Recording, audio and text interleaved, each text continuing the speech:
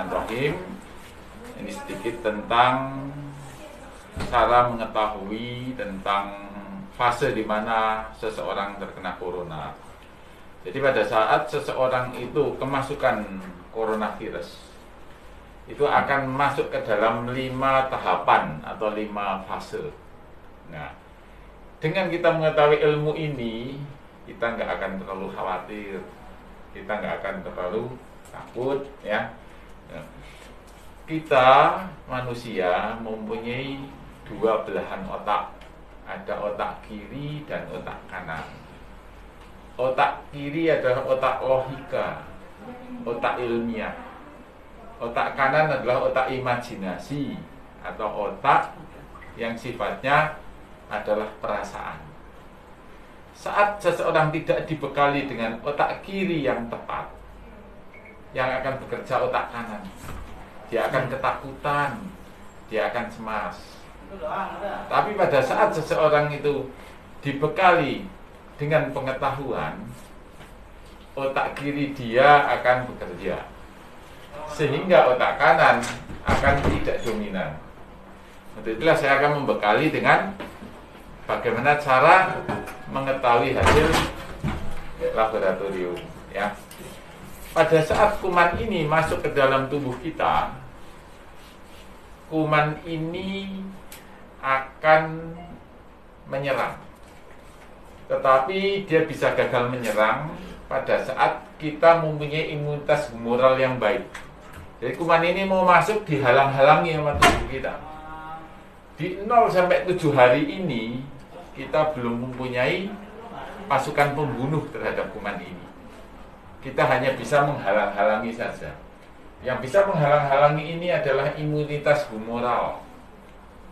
Siapakah orang-orang yang punya imunitas humoral yang baik sehingga selamat dari serangan kuman ini? Yaitu orang-orang yang satu, makannya tidak telat, kualitas dan kuantitasnya terjaga. Yang kedua, orangnya tidak terlalu capek dalam aktivitas, tidurnya cukup. Yang ketiga, yang keempat, tidak stres, cemas. Takut boleh dalam corona ini, karena itu menyebabkan hati-hati. Tapi ketakutan tidak boleh, karena itu menyebabkan orang stres, ya. Kemudian takut itu menunjukkan otak kiri, tapi kalau ketakutan itu otak kanan itu yang bekerja, ya. Kemudian yang kelima, kena matahari setengah jam dengan olahraga ringan. Yang keenam, hindari polusi. Jangan ada orang merokok di sekitar kita, karena itu nurunin imun. Itulah cara konsep 7 hari pertama, karena kita belum punya pasukan pembunuh. Pada saat imunitas humoral gagal, dia akan menyerang secara cepat. Replikasinya sangat cepat ini virus yang sedang kita hadapi. Kalau bakteri itu dari 0, 2, 4, 8, 16 itu bakteri.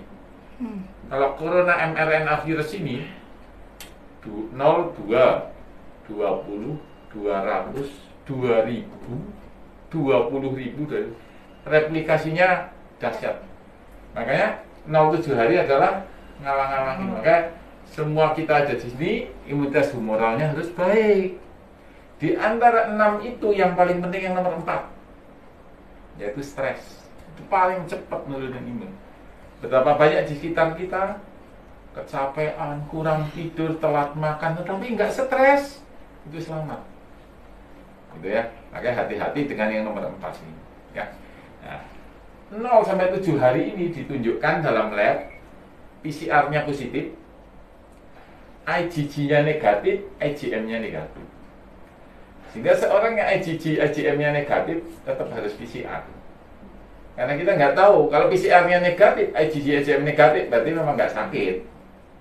Tapi kalau IgG, IgM negatif, PCR positif, justru ini di fase yang harus kita hati-hati.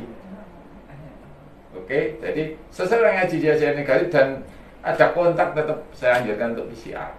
Kalau itu negatif, alhamdulillah, ya. Oke.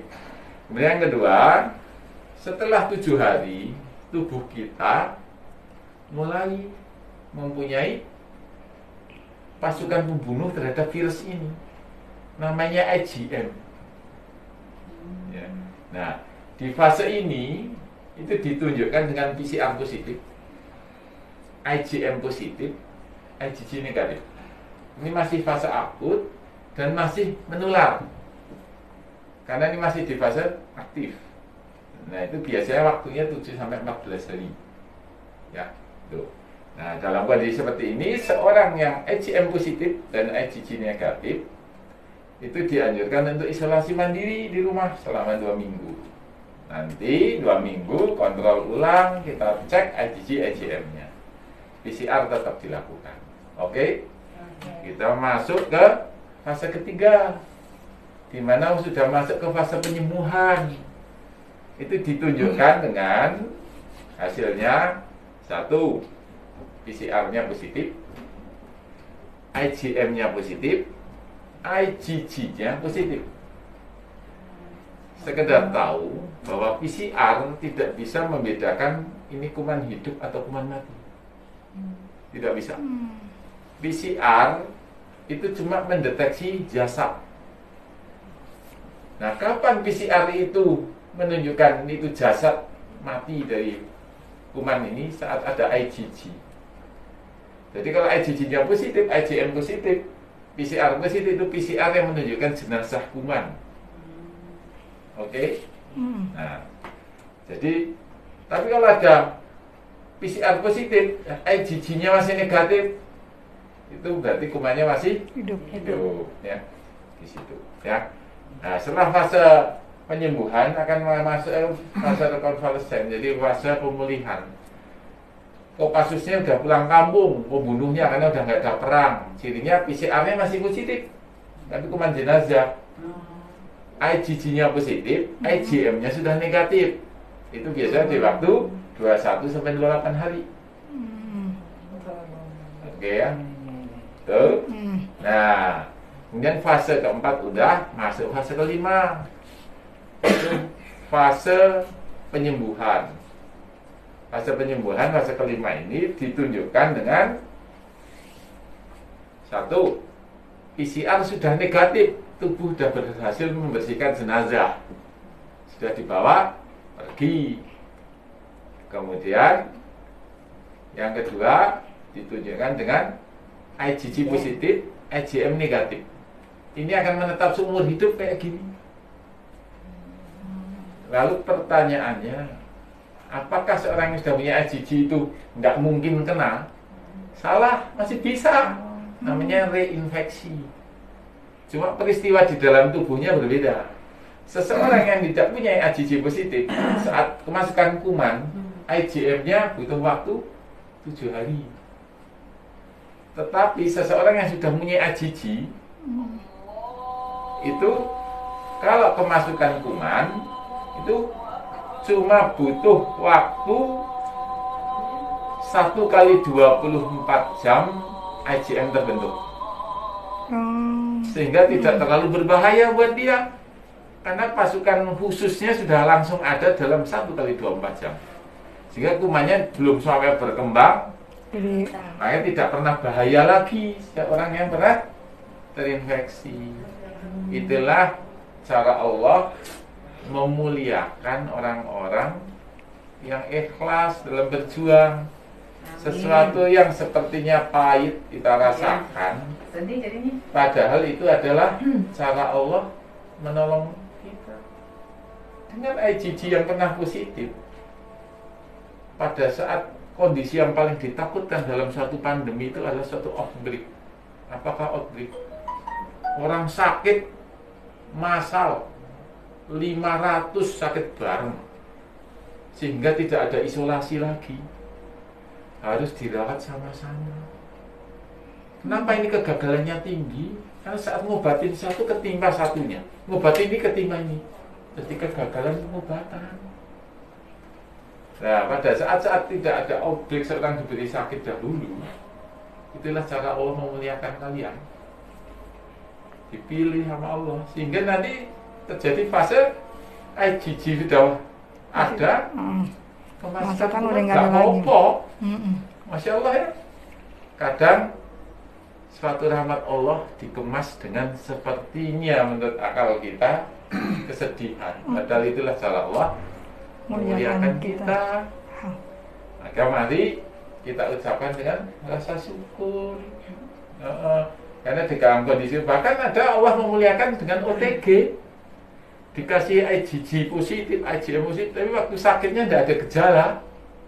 Masya Allah. Dan itu banyak dimiliki oleh tenaga-tenaga kesehatan. Mereka yang ikhlas, berjuang, yang ada di dalam otak mereka itu hanya Allah, dan menolong sesama mukmin muslim yang memerlukan. Mereka nggak pernah berhitung dengan takut, tidak pernah berhitung dengan istilahnya resiko. Nah, Allah pilih. Bahkan penelitian di keluarga kesehatan, orang-orang kesehatan itu pun terselamatkan pada waktu outbreak. Ternyata kita dengan APD yang sebaik-baiknya, mandi, jadi kondisi kita fit, ya, nonsen kita nggak membawa kuman. Kuman yang sedikit itu ternyata memberi imunisasi pada anak-anak kita. Nah, itulah jawaban kenapa di Wuhan waktu outbreak tenaga kesehatan keluarganya pada selamat. Ternyata tubuh mereka sudah kenal kuman, sehingga sudah terbentuk mekanisme imunologi. Masya Allah. Kadang sesuatu yang kita kemas dengan istilah yang Allah kemas dengan kesedihan itu sebenarnya adalah kebaikan. Makanya saya tergolong yang tetap menganjurkan kalian semua pulang ke rumah, bukan ngekos, kumpul sama mereka-mereka yang kita cintai, tetapi dengan catatan selama bekerja kita sebersih mungkin, APD-nya sedisiplin mungkin, pulang kita mandi, kemudian baju sebenarnya direndam dengan mekanisme yang presisi seperti itu nonsen. Nggak ada kuman sama sekali, pasti tetap ada. Nah, kuman yang kecil itulah mekanisme imunisasi. Ya, itu. Jadi mari tetap kita berlindung kepada Allah. Ya, semua kita serahkan kepada Allah. Kita adalah tentara-tentara Allah, agen-agen kebaikan. Yang penting satu, jaga niat. Kedua, usaha maksimal. Yang ketiga, kawal dengan doa.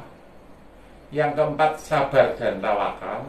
Yang kelima, biarkanlah Allah meneruskan usaha-usaha yang tidak bisa dilakukan oleh kita sebagai manusia. Itulah pedoman dalam kita menghadapi wabah ini. Satu, jaga niat. Kita hanya mencari wajah Allah, tidak wajah yang lain. Yang kedua, usaha maksimal, ikhtiar, jaga pertahanan dengan APD yang baik. Yang ketiga, kawal dengan doa. Yang keempat adalah sabar dan tawakal. Yang kelima, biarkanlah Allah meneruskan usaha-usaha yang tidak bisa dilakukan oleh kita sebagai manusia. Demikian yang sedikit, semoga bermanfaat. Yang benar datangnya dari Allah, yang salah dari saya yang dhaif dan dari syaitan. Saya tutup dengan doa kafaratul majlis. Subhanakallahumma wa bihamdik, asyhadu an la ilaha illa anta, astaghfiruka wa atubu ilaik. Assalamualaikum warahmatullahi wabarakatuh. Waalaikumsalam.